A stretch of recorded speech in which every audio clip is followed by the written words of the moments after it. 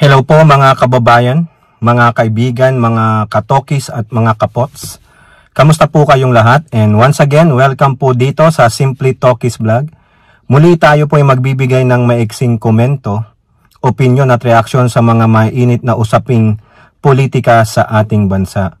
Shout out po muli lahat sa inyo and may God bless us all. May God bless our country, the Philippines, and may God bless and protect the Marcos administration from the forces of all evil and evildoers.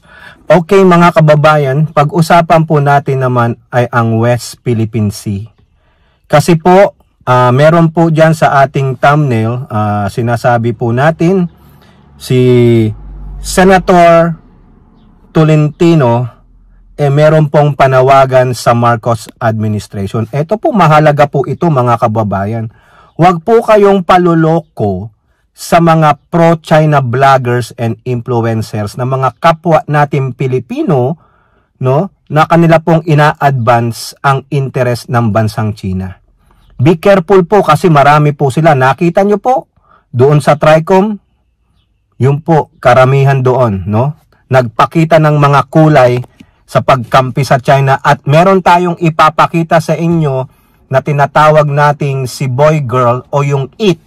Nasabi niyang siya daw po ay Pilipino, no? Pero nandoon siya sa bansang China at nagkakalat doon, no? Meron po siyang mensahe sa ating magiting na spokesperson ng National Task Force for West Philippine Sea na si Commodore Tariela.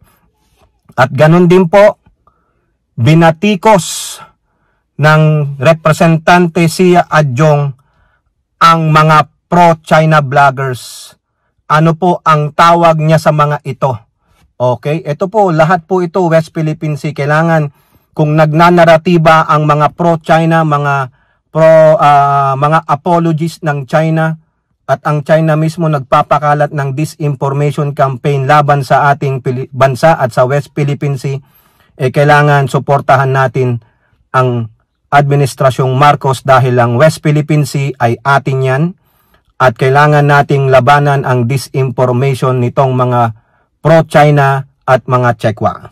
So, unahin natin mga kababayan, ito pong panawagan ni Senator Francis Tolentino. Ano po yan? Sa politiko, mga kababayan, ito po. China wants our oil. Government should secure talampas ng Pilipinas. Ang China, sabi po ni Senator Tolentino, ay gusto ng oil natin. Hindi lang ng oil at iba pang mga likas na yaman dyan sa ating dagat, lalo na sa West Philippine Sea at dyan sa talampas ng Pilipinas. Alam nyo ba ang talampas ng Pilipinas? Yan po yung tinatawag nilang Benham Rice. Dyan po yan sa norte, sa Cagayan Valley, sa Ilocos Region, Region 2. Ang sabi ni Tolentino, ay gusto ng China kunin lahat yan. Kaya nga po panay ang research vessel nila dyan . Yung research vessel nila, iniikot po nila ang buong Pilipinas. Talaga yatang ibinenta ni Digong ang bansang Pilipinas sa China nung panahon niya.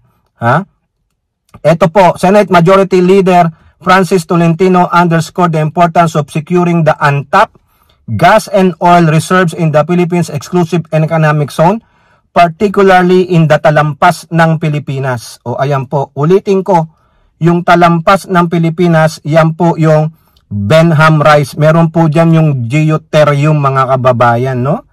Tolentino made the statement in the light of aggressive actions of China's Coast Guard vessels in the West Philippine Sea and the recent sighting of a Chinese research ship near Batanes.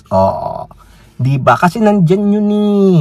The Philippines must move to secure untapped energy resources lying within its exclusive economic zone, particularly the talampas ng Pilipinas. They are after our gas and oil.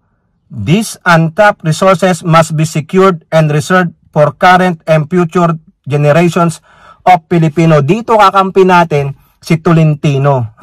Gusto niya kasi pakiusap niya sa Administrasyong Marcos, Pangulong Marcos, i-secure mo yan. Para na rin po yan sa future generation. Huwag niyong hayaan maghari-harian ng China sa ating Philippine territory, sa ating territorial waters. Mga talipandas ang mga yan. Tolentino noted that China recently announced the discovery of a 1 billion-ton oil field in the South China Sea. But with its sweeping claims over the entire South China Sea, the oil and natural gas deposits in our exclusive economic zone could also be part of Beijing's long-term energy agenda. Tolentino revealed his plan to file a measure that seeks to establish a development corporation and oil company for talampas ng Pilipinas in Luzon Eastern Seaboard. Oo, yung ulitin ko po yung talampas ng Pilipinas, yun yung tinatawag na Benham Rise. The talampas ng Pilipinas along with the West Philippine Sea were enshrined in the provisions of the landmark Philippine Maritime Zone Law or the RA 12064. Iyan po ay inotor ni Tolentino. Okay? The chart for the talampas ng Pilipinas, renamed from Benham Rise under Tolentino Law, was submitted by government representatives to the International Seabed Authority of the United Nations last March 27. Sana po maaprubahan. Suportahan natin, ipagdasal natin na iyan po ay maaprubahan para po masecure ng gobyernong Pilipinas. Huwag po papatay-patay, Pangulong Marcos.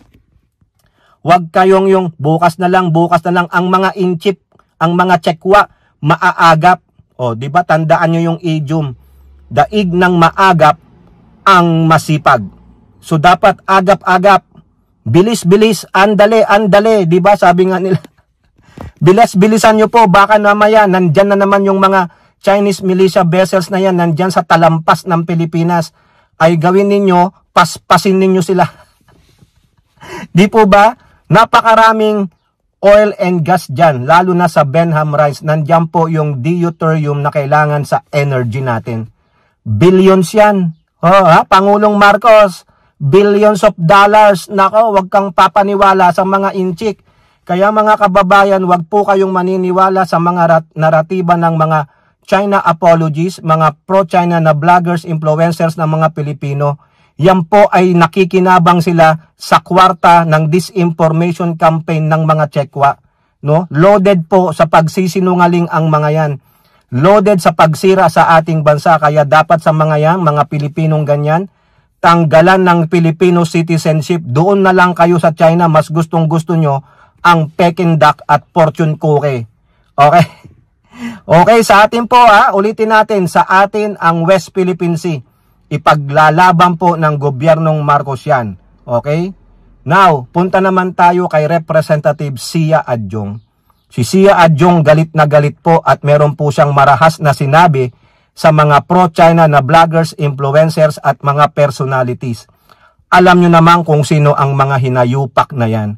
Okay? Ano ang sabi niya? Manila Bulletin. Mga traidor! Adjong wants Pinoy vloggers charged for spreading pro-China narratives on West Philippine Sea. O sino po yung mga yan? Remember, may umamin sa TRICOM na siya ay fake news about nagwa-water cannon daw po ang Pilipinas sa China. O, wala namang nabalita kundi ang China ang nangwa-water cannon. Tignan ninyo, huling-huli siya, paano niya i-twist yung istorya. Diba? Doon ka pa nagsabi ng ganyan o halatang-halata ka, pro-China ka, apologies ka ng China. Ang tanong, magkano ba? Nagtatanong lang, magkano ba? Lanao del Sur 1st District Representative Sia Adjong did not mince his words when he was asked about his opinion on Filipino vloggers who appear to favor China side and twist details on the West Philippine Sea. For him, these traitors of society ought to be dealt with through law and held accountable. Correct. Ako, ang gusto ko, tanggalan ng Filipino citizenship yung mga hinayupak na yan eh.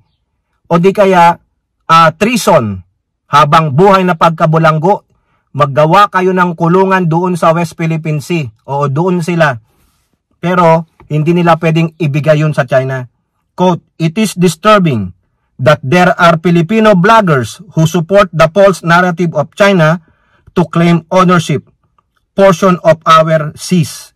To me, it's not only betrayal or pagiging traidor sa kanyang bansa. This is dismantling of our sovereignty, one post at a time. Correct. Mga traidor, lahi ni Judas Iscariot, itong mga karamihan dyan ay mga Duterte minions. May mga batas naman tayo na naka-in place. Anti-Sedition Act.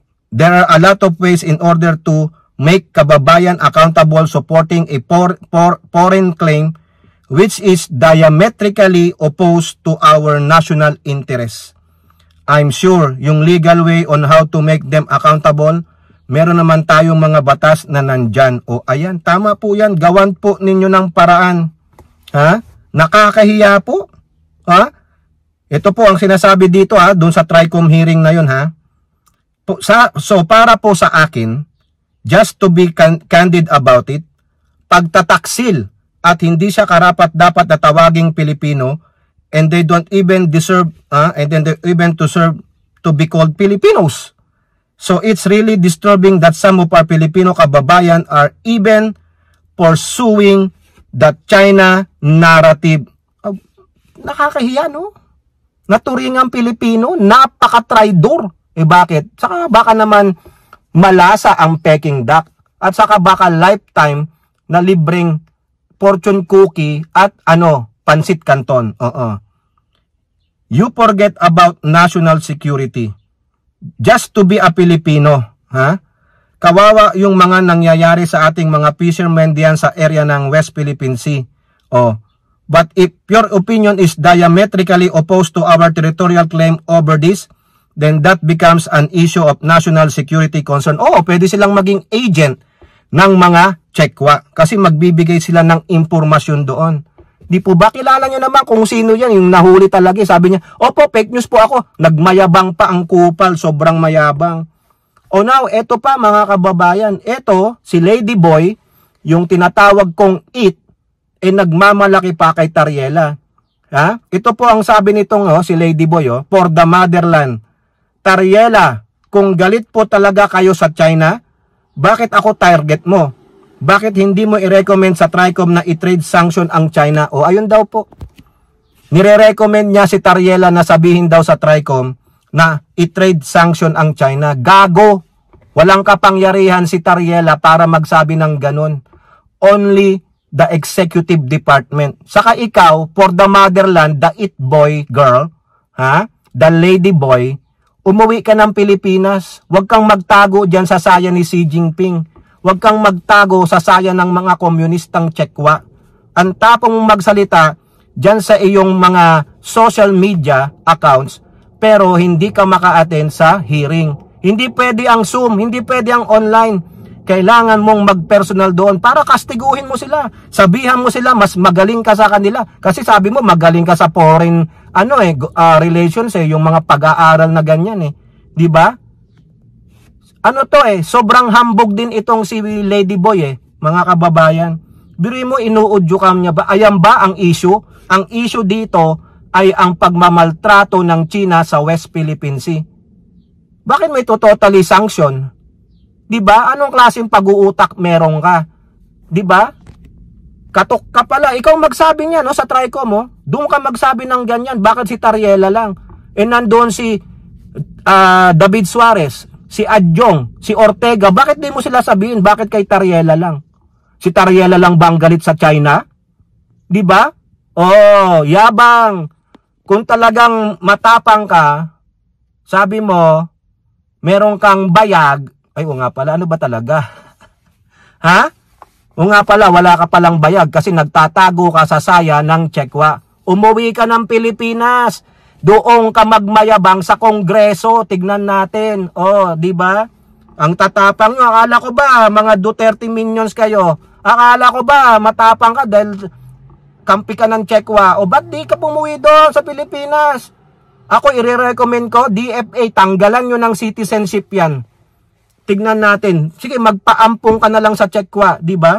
Napakahambog talaga nitong mga Duterte minions na itong mga to. Napakahambog nitong mga Chinese apologists na ito. Mga traidor. Mga salaula.